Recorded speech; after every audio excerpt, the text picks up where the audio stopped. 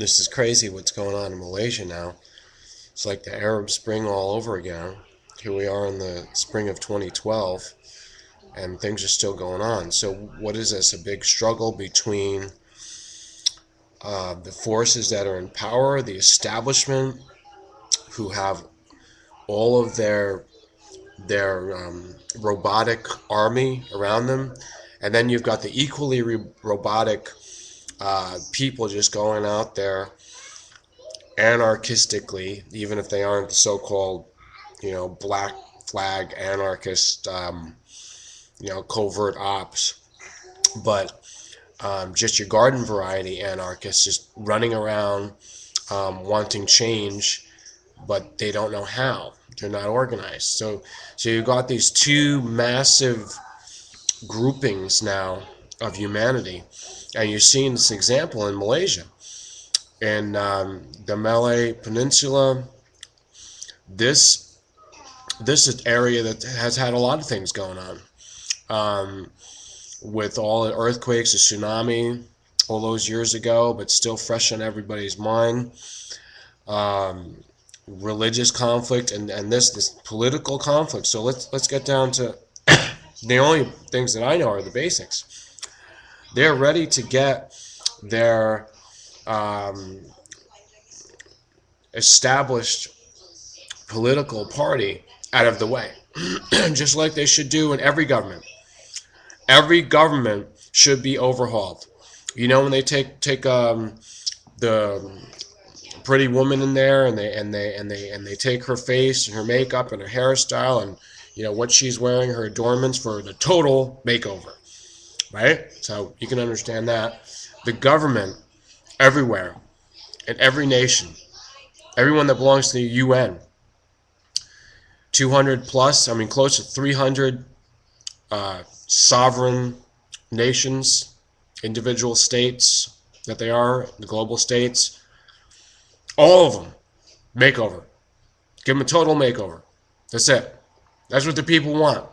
But yet, they've got money in their treasuries, and yet they want to protect what's theirs. Listen, politicians out there, politicians' families, politicians' associates, somehow if you're connected with diplomats, you've got to tell them this message. This is not a message from me. This is just a message that I'm expressing from the collective conscious, from the people. You have to step down.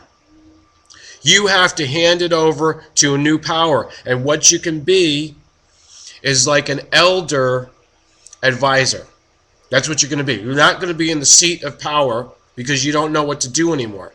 We're going into a new world. This is a paradigm shift. So what the people want is for you to call off your dogs.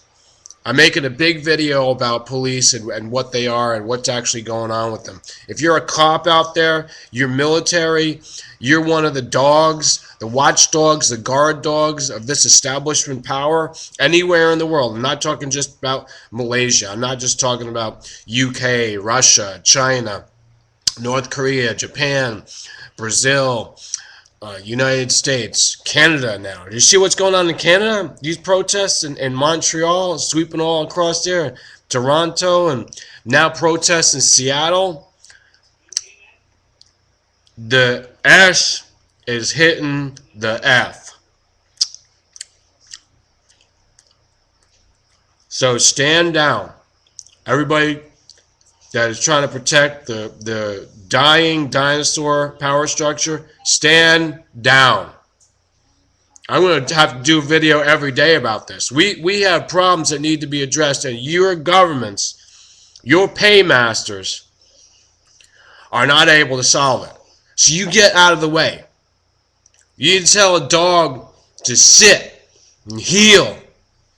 There's nothing wrong with that. That's what a dog does half the time. It's not about attack, attack, attack. What are you attacking?